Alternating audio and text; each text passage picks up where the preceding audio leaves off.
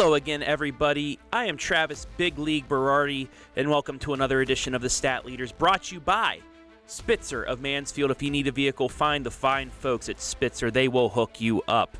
8 weeks of the high school football regular season are in the books, and we've had some shuffling in our Stat Leaders, our area rushing, passing, receiving, and total touchdown leaders, as these players are making big plays to help their teams try to get into the postseason.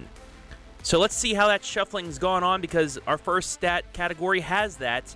It is the rushing category. Although at the top, it's the same. Connor Dawson, the junior running back out of Western Reserve, 1,835 rushing yards, but right behind him, the co-leading Monroeville Eagles, Evan Benfer, the quarterback, 1,217 yards, 2 yards ahead of conference rival Aiden Raymer. It is a Firelands Conference top 3 in the rushing categories. Raymer with 1,215 yards. They bumped Dane Nauman of Highland off of the top 3 for the first time, I think, in a year and a half. But Highland are starting to take to the air as well, trying to be a little bit more of a balanced squad. However, Dane Nauman still at 1,182 yards. Colin Klein from Mapleton at 1,086. Danville's Cole DeLauder at 1,039. Then we have Seneca East quarterback Blake Foose, 958. A tie for 8th. But it goes to Blake Elliott for less carries, 933 yards ahead of Landon Roeder of Monroeville. So you get that 1-2 punch from the Eagles, now in the top 10, the first time we've seen that this year. And rounding out the top 10, the other leading squad in the Firelands Conference, St. Paul, Josh Pokos with 915 yards. So there you have it. You have to be over 900 yards rushing just to make it into the top 10, but it is a Firelands Conference-led top 10. We always say the Firelands Conference is a rushing conference, and it shows just that. We move from rushing now to passing, and we take a look at our top 10 passing leaders through Week 8 of the regular season. And it is Isaac Robinson, as always, the senior quarterback from Willard, 2,255 passing yards, just ahead now of Braden DeVito, who is making a move. He's at 2,244. We have an 11-yard difference. This is the closest we've had this late in the season in a couple years since Robinson came on strong last season. DeVito trying to take over the passing lead with 2 weeks to go. And then Caden Holman, the multi-threat quarterback from Upper Sandusky, 1,853 yards. So it's going to be between Robinson and DeVito for the top spot, but Holman still standing there in third. Chase Ebert, River Valley, back-to-back last-second wins over Shelby and now Highland last week. He's in at fourth place at 1,832. Behind him, Alex Stokes of Harding at 1,691. Then Pleasance, Owen Lowry at 1,614. Bogpin Miller of Ontario at 1,598. And then A.J. Bauer just behind him from Northmore at 1,572. And then Mohawk's Ben Bogner at 1,452, and Highlands Colton Stover into the top 10 now at 1,422.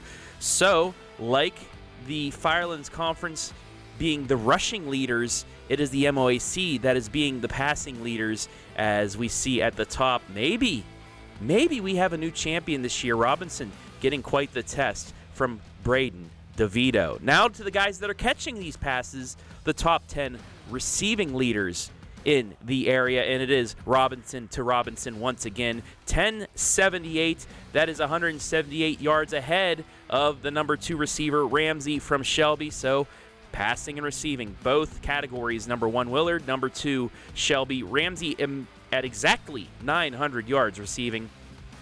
Just ahead of Caden Reichenbach, who's making a move now from Highland. Like I said, they're starting to go to the air a little bit more down in Marengo. 723 receiving yards on 30 catches. Jumped over James Rinfuss from Winford, who drops the 4th at 705. And then, well, it is spooky season. River Valley's Kean Shadone, 666 yards. Somebody get some garlic out, or, do any of that good juju stuff for Shadone. But right now he's sitting at 666 at number 5. Pleasance Aiden Smith at 6th, just behind him at 624. Amar the Star Davis from Mansfield Senior sitting at 7th, just under 600 yards at 595. Harding's Keontae Scott still in the top 10 at 580, but his teammate, the tight end, Raymond Harbold, jumping in there at 553, and another person making his first appearance in the top 10, Bo Landon of Northmore at 10th at 516 receiving yards. So, like the rushing yards, you need 900 to get in. Receiving, you need to go half of 1,000 just to make it to number 10. Finally, we're going to move to our newest category, the touchdowns. These are the guys, if you had on your fantasy team, they will be putting up the numbers for you this year, and the numbers have been crazy as you take a look. Caden Holman has 34 total touchdowns. The kid can run, the kid can pass as well. 2,689 total yards. Just ahead of Isaac Robinson, who's also broken 30. He has 31 total touchdowns and 2,400 total yards. That is one better than Braden DeVito. 30 touchdowns, but 3,217 total yards. If you took the sophomore quarterback from Shelby, you're probably in first place in your high school football fantasy league. Anyway, moving to number 4, Evan Benfer, another dual threat quarterback at 29. Dawson from Western Reserve at 28. Bogpin Miller, Ontario, 25th. A tie for 24th between Lowry and Dean from Pleasant and Buckeye Central, but Lowry has the category with 2,063 yards compared to 1,653. And then a tie for 9th, but Blake Foose ahead of A.J. Bauer because he has 2,187 total yards. Bauer, not the runner, he has only 1,563 total passing yards. So there you have it. The area leaders in North Central Ohio through Week 8 of the high school football regular season for rushing, passing, receiving, and total touchdowns. These players are getting it done on the field and helping their teams have a chance at week number 11. I think every player that is representing their team on here, their team has a chance at making it to week 11. And speaking of week 11, next week, not only will we have the stat leaders through week 9, but we will also have a live playoff talk with myself. I always do this before week 10. Wednesday night around 7 o'clock, I'm going to talk playoff situation scenarios for every team in North Central Ohio. So tune in, ask me your questions about your team and any other team in the area, and we will break that down. But that will do it for me for right now. Through week 8, our stat leaders brought to you by Spitzer of Mansfield. Once again, thank you, Spitzer, for sponsoring this little, I wouldn't say show, but a segment, I guess you could say that. But I'm Travis Big League Berardi saying I will see you at a field, a pitch, a court, anything near you.